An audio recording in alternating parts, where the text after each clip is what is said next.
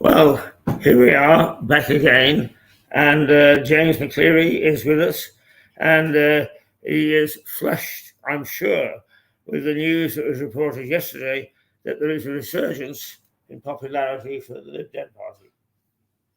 Very exciting times. Am I in there or not? Hang on, there we go. All right. It's a terrible twosome. Yes, you've got double exposure. Right. I mean, James, in some ways, Lib Dems have taken a back seat recently, haven't they? It must be encouraging to know that when times get tough with the main political parties, that they come back to the Lib Dems.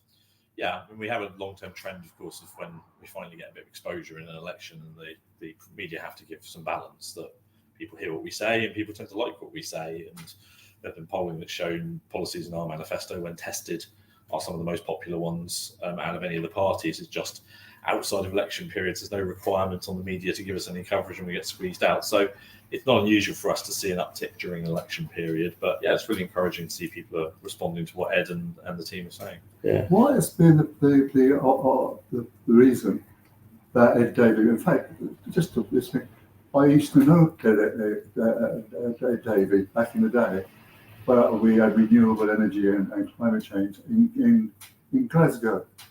And I got to know him. He was a very nice bloke. You know. But why is he jumping off boards and doing all other kinds of silly things? Is it just to expose that, you know, this is the kind of country we should be? Yeah, I think it's because he's, I mean, it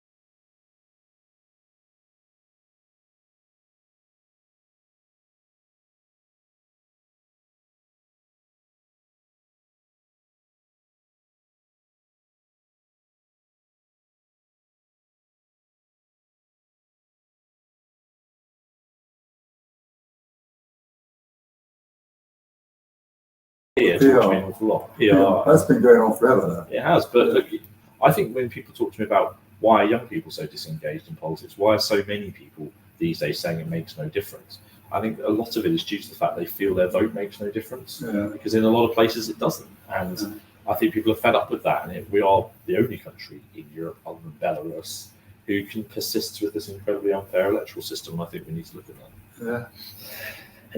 James, obviously we want to ask you about local stuff, but I'd like your opinion, because our guru, political guru, Harry Atterton, says that his view is that the Conservatives have ceased to be conservative.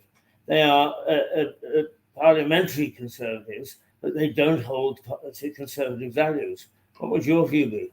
Well, I think it's a fair assessment. I think there's a view I get quite often, particularly from much more moderate people who have voted Conservative in the past around the constituency, will answer the door and they'll say to you, no, this isn't the Conservative Party I grew up with. This isn't. It feels like it's been taken over by a tendency within the Conservative Party, almost like they've had a sort of insurgency from the far right, from what used to be UKIP, and has gone through various incarnations. And they have gone a long way to the right. You look at what people like Suella Braverman have been saying, and it is antithetical to what a moderate Conservative, one nation Conservative would have said in the past. So I think those people feel quite politically homeless at the moment, and a lot of them around the constituency, when I speak to them, are going to be voting for me, because they are looking for a pragmatic, moderate voice, somebody who's going to represent them better than some of these people they see in Parliament, who frankly they find as far away from them as I would. All right. Now, you have been very good on issues, sewage in the Ouse, that kind of thing, and another one about the railway, all kinds of things. Then we had Charleston, and we had human nature, and all kinds of local issues. Do you think that has mattered in a way? Yeah, people notice these things. Yes. I mean, there's always in any election, there's a desire to vote for somebody who's also local to your area and actually understands the priorities. I mean, obviously, as you know, I lived here for 12 years, and I live in New Haven now, so I'm very local to the area, and I've got 2 young children growing up here. Have I ever asked you this?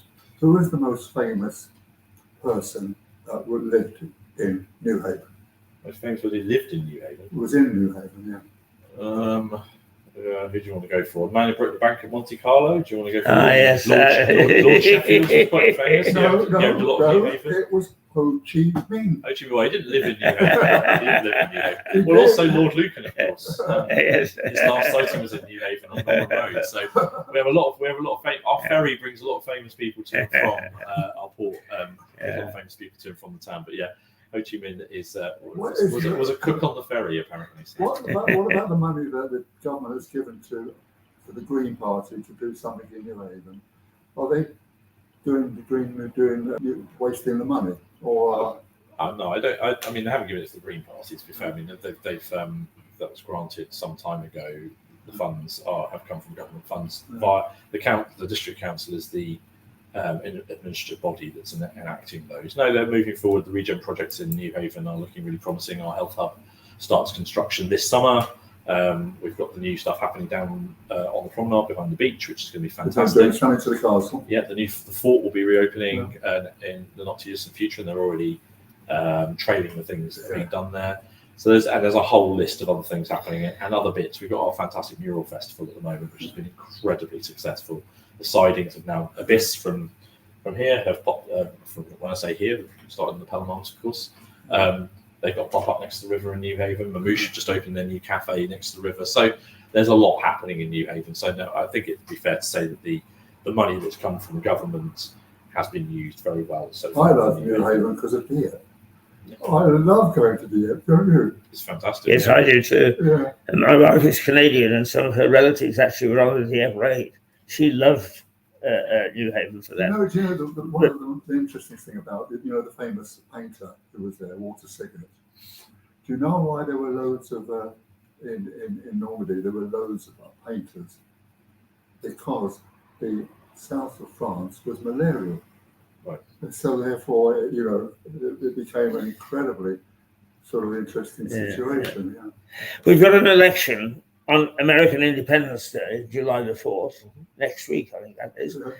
James, the charge often against a local candidate is you do all these marvellous things locally, you bugger off to Westminster, and that's the last that we hear from you. Is that going to be you? No, I mean, I've got a 4-year-old and an 8-year-old at home, Keith. So I mean, I think to be fair to say, I have some things that tie me to the area, and no, that won't be me. I mean, I've spent not a very long time. I spent a short time working in House of Commons, and I have to say, I don't know how much time you've spent there, but I actually find it quite an unpleasant place to be. It's quite a hostile environment, and reminds you of being in a sort of I don't know what it's like to be in a big public school, but I imagine that's what it is like that. Lots of corridors and people having whispered conversations. It's just not my sort of thing at all. So, my view is that obviously I have to go there. My job is to represent the constituency, so my job is to go to Parliament. So I'm going to need to go, take part in votes, ask questions on behalf of residents, make sure we're doing that part. My primary interest is here, being in the constituency, being visible and accountable to people, and being part of my children's lives as they grow up, going to school locally. So, absolutely, I'll be here, and people will see plenty of me. So you don't have to have another house that's somewhere else, do you? Sometimes you have to stay over in London, so you have to do that. But no, I don't think I agree with you about the atmosphere in the House of Commons, but I've always been, my relationship with it has been as a hostile. When I was at Reuters, of course, is as indeed now. We ask awkward questions. But I feel very strongly that there's been far too much name calling in this election already. And that's why we're trying to be as positive as we can with you, is what issues are you finding on the doorstep that people want you to take if you become the MP to Westminster? For example, can we just ask you, what about the fugitive, what's the word? The migrants who come over here. Now, this is most interesting, particularly what happened in the debate between Keir and Rishi, when it came up. And he said, we're going to send them all away. Let's get rid of them, so forth and so on. And he said, well, how are you going to do that? He says, we'll put them on planes. And he said, well, how many planes is it going to cost you to get them over there? And then you don't even know if the people are going to receive them. But will I have to go over to the Taliban and see if they'll take them or so forth? Well, that's gentlemen from the Reform Party who said shoot them. It's really, it is when you talk about what the Conservative Party looks like these days, that is where, you've got a great example of that. A pragmatic, moderate Conservative Party would not have proposed the Rwanda scheme, for instance, which has wasted hundreds of millions of pounds and done absolutely nothing positive for anybody, to be perfectly honest, except possibly some people in the Rwandan government who've maybe spent the money wisely. Who knows? When you see, certainly would have spent it wisely. But why spend this money when there's 50,000 of them? The current asylum backlog in this country, and we talk about asylum seekers as opposed to immigrants, is over 120,000 people. Yeah. I mean, the Conservatives have broken the asylum and immigration system in this country. We have these vast backlog of people kicking their heels in hotels, hoping to start a new life, many of whom, probably most of whom, have come here for absolute right reasons and are completely entitled to be here. And instead of actually dealing with that, we have a serious labour shortage in this country. We need migrants with skills in this country to start filling those gaps. That's interesting, yeah. And instead, we're letting them. They're just basically sitting around doing nothing in the hotels. They're frustrated. We're frustrated, and the government has done it on purpose. The former Home Secretary Robert Jenrick said as much. He said we've caused this backlog in order to try and create a hostile environment, dissuade people from coming here. But all it's ended up doing is hurting us. And the biggest priority for me, people want a magic wand. We have a system already. We just need to get it working again. Give the Home Office the resources it needs. Start processing these applications faster. Why have we got a shortage of workers? Well, because one of the reasons is Brexit. Because but there are lots of reasons for it. We have an aging population, Stuart. People are living longer here. Our workforce is shrinking. The reality is that immigrants on the whole are working age people. Our birth rate isn't very high in this country. Yeah. We're not creating lots of young people for the future. Quite weird, isn't it? But also the NHS has been a huge success. So people are living longer and longer and longer, which means also we have more people are going to need to claim pensions in the future. The cost of the NHS is growing all the time, which we need to pay for. and we need people paying taxes if we're going to do that. Yeah. Well, let's just ask you about the NHS. I can't walk anymore, so I'm quite often involved with doctors, nurses, and so on, who I find absolutely totally professional, superb, well trained, and so on and so forth. The administration of the NHS is lousy, and yet nobody, with all due respect even to yourself, separates it to say we'll have a go at the administration of the NHS and use the money to boost what's already good about it. Yeah, but this goes back to Tony Blair again, doesn't it? When he was saying, "I'm going to give loads of money to the NHS," but he didn't give it to the right people, the old matrons who could run the flipping place. Yeah. You know? Well, I mean, do you agree with us? Yeah. And if you're the MP, what are you going to do about it? My health priorities locally have been quite clear. Across the constituency, we have not had much health investment in recent years. You look at someone like Seaford, the largest town in the constituency by far, hasn't got anything resembling the facilities it needs. It desperately needs a new health centre to replace its ageing facility on Dane Road. And that's been my main campaign down there, including the adjacent Richmond Road car park. Polgate and Willingdon, it's exactly the same.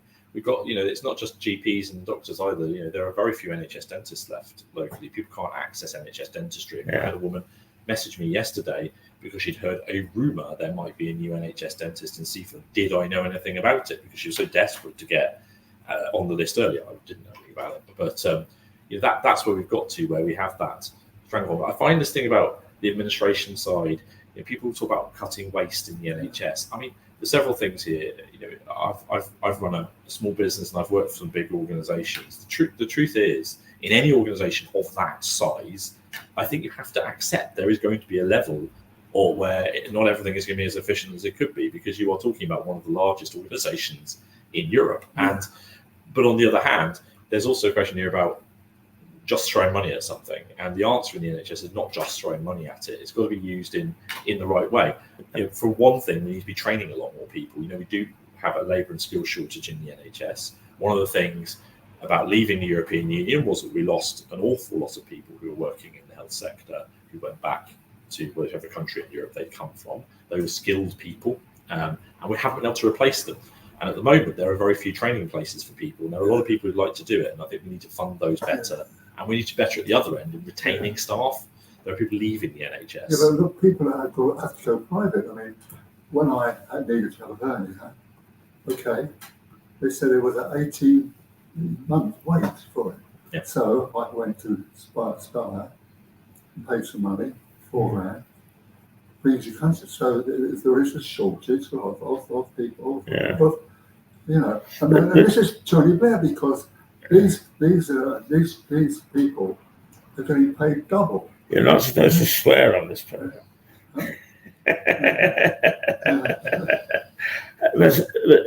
James, organisations, particularly like the NHS, are like ships. You want to go that way, but you're already turning that way. So actually bringing it back, it is quite traumatic. How are you and the Lib Dems in a new parliament going to contribute towards bringing things back to the situation you just described? The way that we'll contribute is that we've put emphasis on specific areas that we think are really important to prioritise, and the one that is particularly clear in what our party leader is talking about and what we've been talking about is the care element of the health system, whether that's adult social care, whether that's unpaid carers. It's looking at how that we put a lot more value on the people who are doing that, but also fund it better. Because one of the things we're seeing at the moment is that end of the health service, which is often very unseen by people. It's not acute care. It's not people in hospitals doing surgery. It's the stuff at the other end. So when you get discharged from hospital, what does your community care look like? And also, what do things like mental health care look like, particularly for people in the community, older people, for instance, who are suffering from dementia, these or Alzheimer's. These services just aren't there anymore. And what that means is it's creating this kind of vicious circle where people end up back in acute care again when they don't actually need to be in hospital. They actually need to be receiving care in a home setting. And so, as Lib Dems, we are going to put a lot of emphasis on pressing Labour as the new government to really start investing in the care sector, and we want to see our free personal care that we rolled out in Scotland rolled out across the whole country, and that would be one of our flagship policies, and that's one of the ways we would like to see the NHS improved. I mean, you could pick any area. The whole thing is in trouble at the moment, but I think from our perspective, there are areas where we can step in and say, look, we've got a plan for this, and try to press the government to go in that direction. Yeah, I mean, there are, if I can just use a personal experience, there are areas where they revise how they do it and seem to be working very well. Now, I hate to admit it, but I fall down a lot. And I've got a pull, and I wear this. There is a new emergency ambulance service with young people, and they've got equipment and so on, and they are brilliant, absolutely brilliant. And they said we've only been formed for 2 years. So, you know, we're enthusiastic and we're not being interfered with by managers. It can happen if on the ground it's looked at properly. Yeah, and innovation is going to be really important, but then innovation often requires investment, and requires it does require a bit of investment in research and development, and it also requires us to be prepared. And this is, I think, Keith, I see a lot when people talk about waste in the NHS. People want the NHS to innovate. They want the NHS to use modern, cutting-edge ways of approaching things. To do that, sometimes you have to take risks, and that means sometimes things won't work out. The private sector does that constantly. You know, risk and speculation are part of, you know, success in business. The public sector isn't able to do that in the same way because people are heavily critical if the NHS were to go and spend several £1 million on a project that didn't work out because they were trying something. So I think they are caught in quite a difficult situation when it comes to that sort of thing. But there's a lot of technology we're not using in this country that other countries in Europe use for treatment, particularly around things like mental health, which just hasn't been invested in for us. Yeah. And we've fallen behind in a lot of ways because there's a lack. Money is part of it. And I hear Conservatives a lot of the time, and particularly people from the Reform Party, saying, oh, there's so much waste. If we just cut out the waste, we'd all be swimming in cash. I don't believe that's the case. I think we have to look at actually how are we going to invest in strategic ways to address some of our primary health problems, and look at them with using, you know, cutting edge technology that simply we're not using at the moment. Right, what else is being said to you on the doorstep? So a lot of talk about sewage. Sewage dumping is a really big issue for people. People are appalled by the situation with Southern Water. We're seeing... well, my wife has heard. In fact, when I gave her £1,000 to the exhibition on the Rills, and together with that we don't understand is the water companies are monopolies, so they can do what they damn well like, and if once they get the treatment out, they can dump it in the environment just as they like, and you know they can just so they could be very, very fined by this, but nobody, including the government, will actually fine them to stop doing it. Well, just because Ofwat, which is the regulator, has no real teeth. I mean, I've heard the government and government ministers boasting about how, we did a record £9 million fine on Southern Water. I mean, no, for a company, Southern Water is owned by a company called Macquarie, who are a massive Australian. It was previously owned by the French. And Macquarie previously owned Thames Water. Yeah. And we all know what happened to Thames Water. That's why the Macquarie are nicknamed the vampire kangaroo in the city, because they go in and they suck the blood out of organisations. And so, you know, a company like that doesn't care about £9 million. They're a huge multi-billion, pound company. We scrap off what, replace it with a proper regulator that's got some teeth. You know, in a privatised system, the whole idea of it to begin with was that you would have a very strong regulator, because, as you say, you don't have true competition in the market. If you don't have true competition, somebody has to hold them to account, and the regulator is that body. And Ofwat it just doesn't have the powers it needs to really rein in these companies. Not just the water company, but the way in which they structure themselves now is they have different levels. They have a shell company that sits on top, and they have different entities around the world. And so when you find something, you're actually only really finding this bit here, which just gets passed into bill payers, when really you should be finding this bit here, which is where all the executives and shareholders sit. So, they need powers to actually be able to do that sort of thing. I think we need water experts on water boards who can actually give advice on this, but also feedback to the public on what is actually happening in these water companies. And we need to stop bonuses being quite paid similar to to the executives. energy situation, Yeah. which I'm a bit of an expert in, as Keith would say. But there, you've got a cartel. That's the difference. Now, shall I just give you a real quick thing about the energy? The energy crisis started in 1962 when the coal miners were on strike, and therefore they had to find something else. And all the people were walked up, and North Sea gas had been defined. So people just actually, the suppliers of this, just sort of pay what they like. Okay? And anyway, so they got up there. So this situation brought forward an oligopolistic cartel of suppliers: British Gas, EDF, Eon, Empower, and SSE. And this sort of thing set the price. But then, what's the brother? The other one. The brother who's two brothers. I can't remember his name now. Two brothers. The other one was a foreign secretary in the Labour situation. Oh, Miliband. Miliband, yeah. What was it? Miliband. Ed Miliband went to the mergers, and so when I get into power, 5 minutes now, I'm going to bring a regulation, an energy cap, right? An energy cap. Well, he didn't come out of that, and so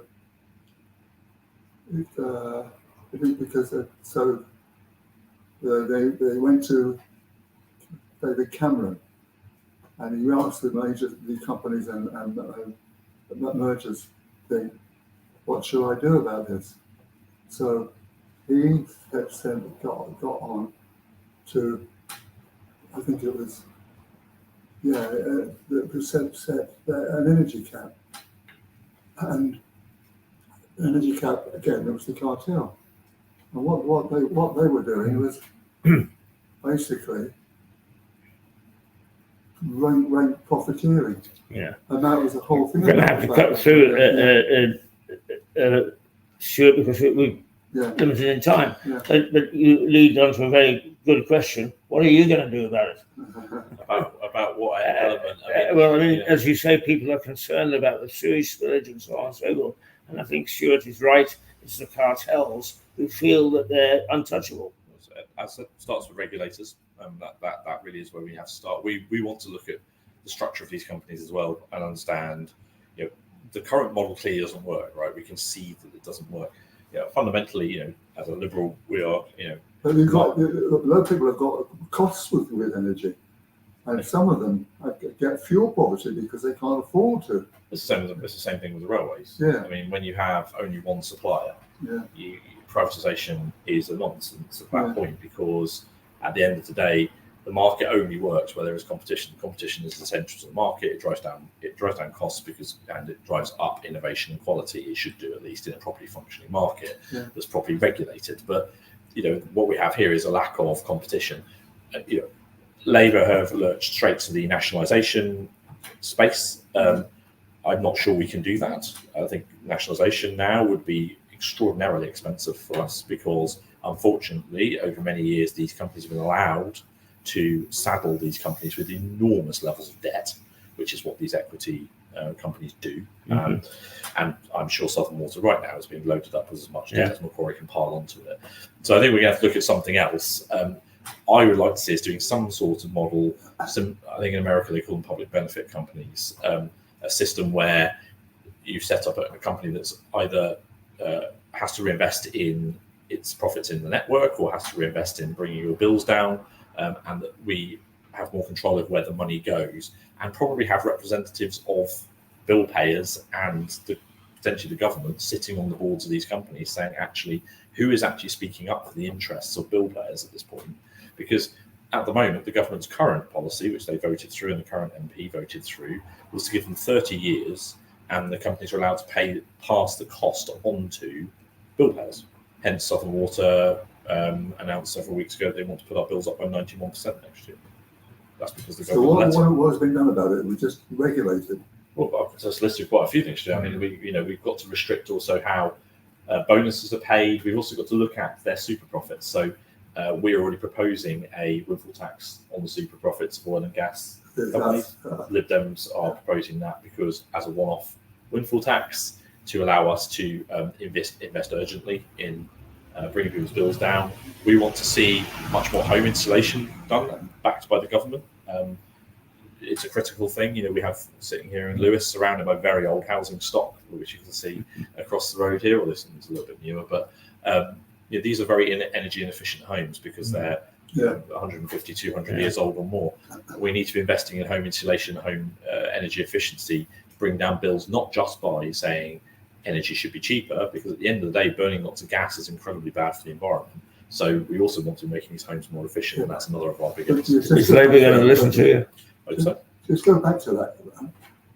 January 1st of 2022, got British Gas, then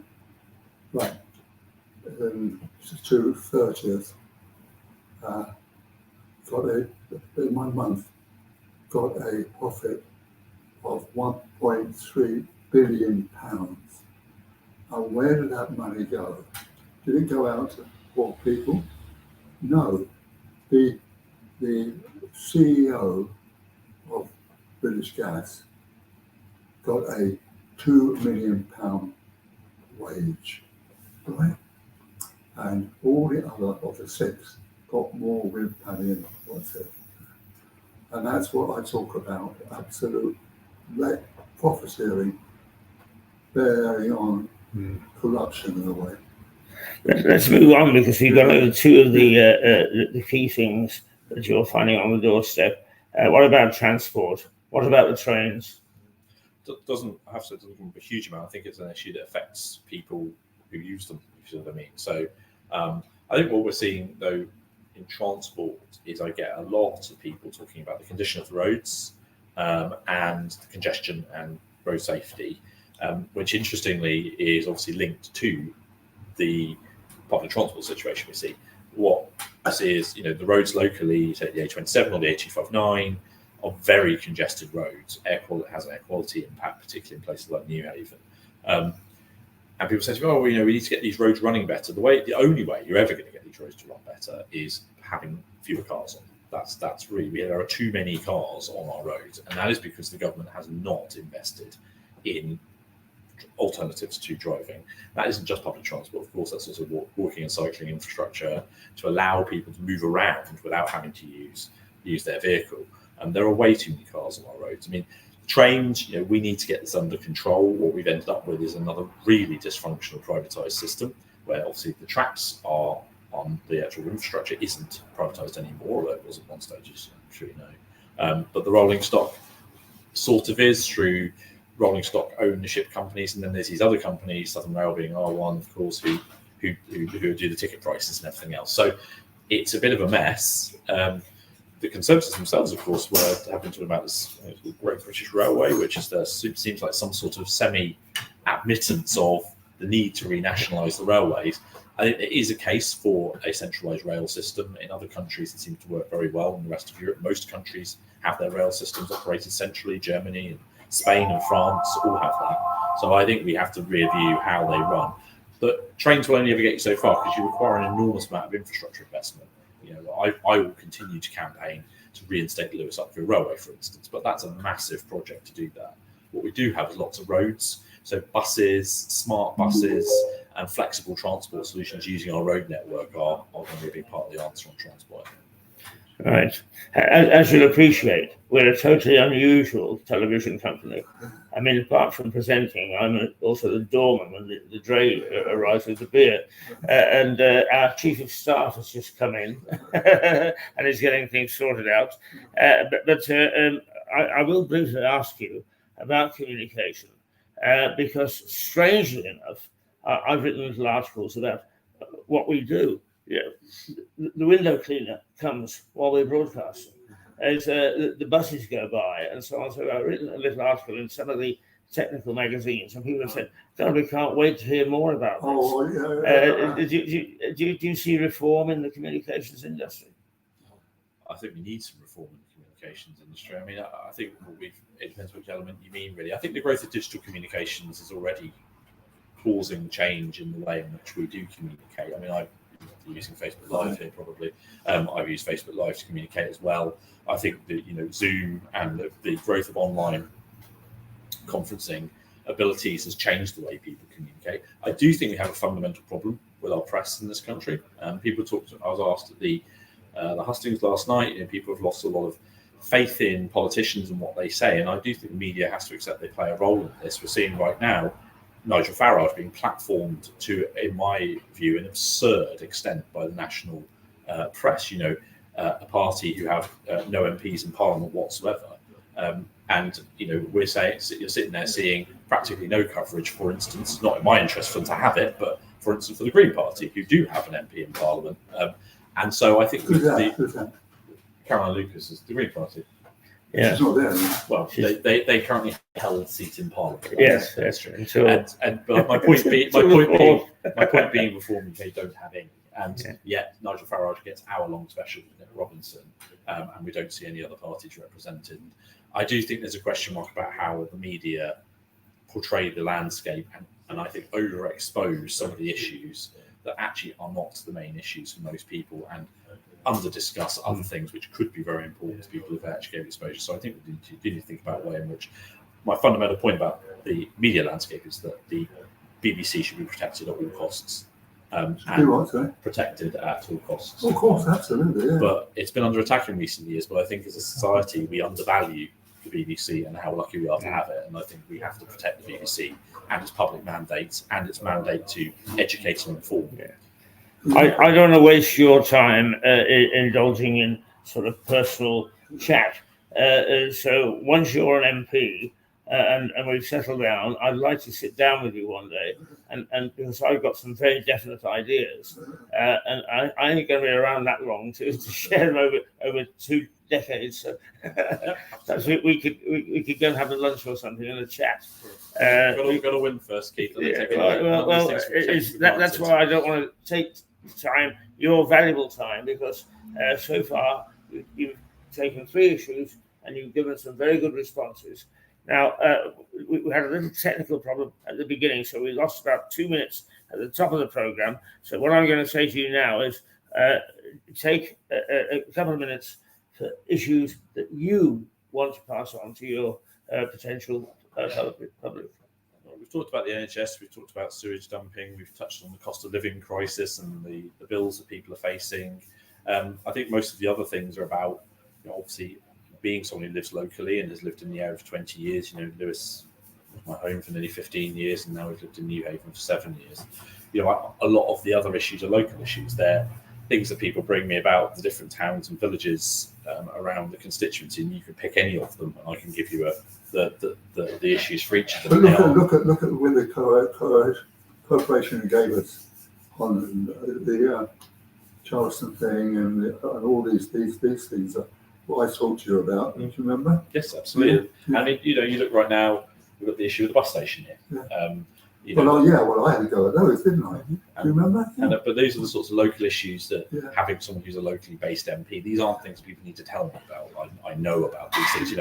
I was as shocked as anybody because, as I said, I lived here for 12 years. I thought the bus station was a publicly owned bus station like everybody else did. Yeah. And it was as big a shock to me to find out that it's never been a public, well, it hasn't been since the 70s, a publicly owned bus station. So it's those sorts of things that I very much will bring to the role, which is that it's not just, someone has to write to my office to tell me about something. I'll probably hear about it in the pub, or someone will tell me about it on the school gates and say to me, James, we really need to sort this out. Yeah, but you wouldn't get a good thing from the local paper.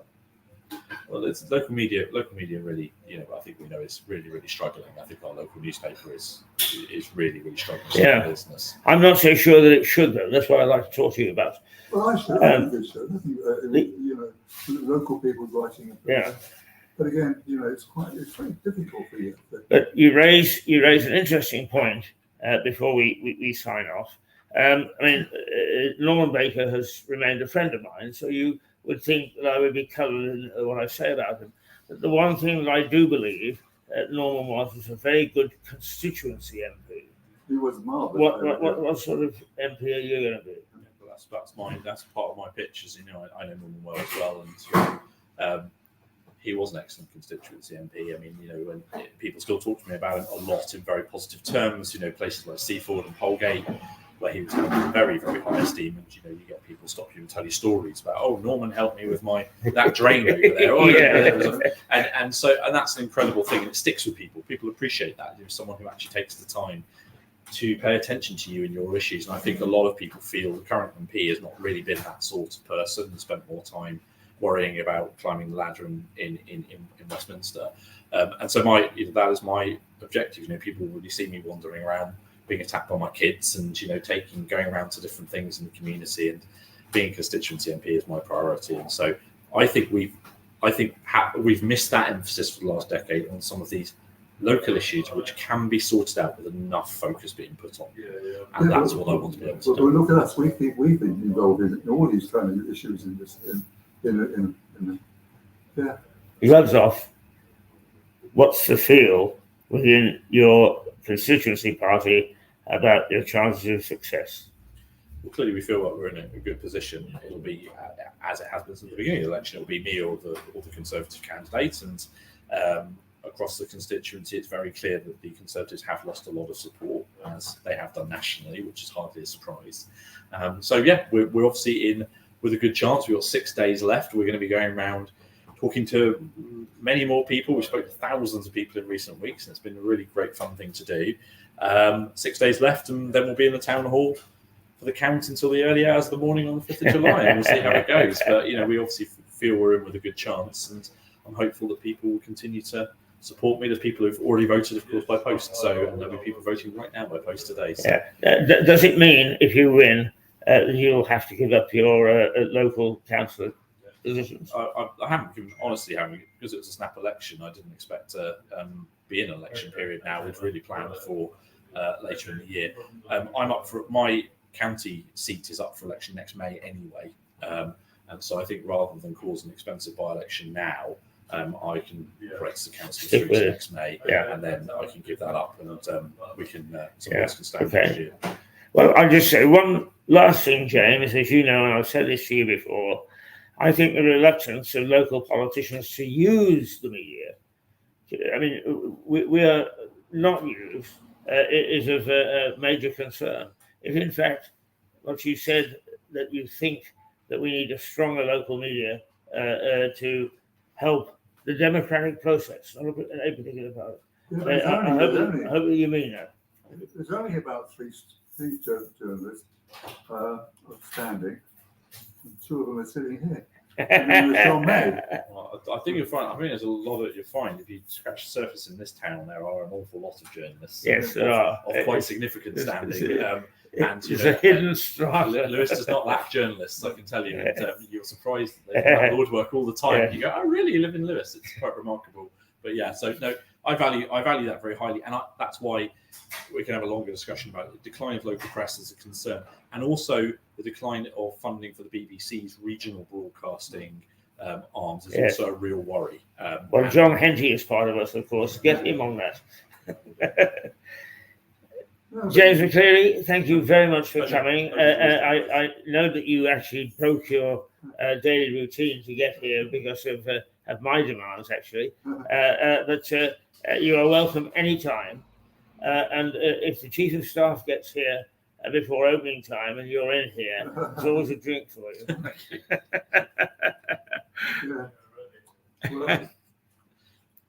There we go. It was a surprise, buddy. Yes.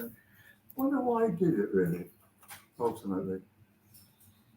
Okay, here we go. Toodle pip. we'll be back on Monday at 8 o'clock as usual. Chief of Staff permitting.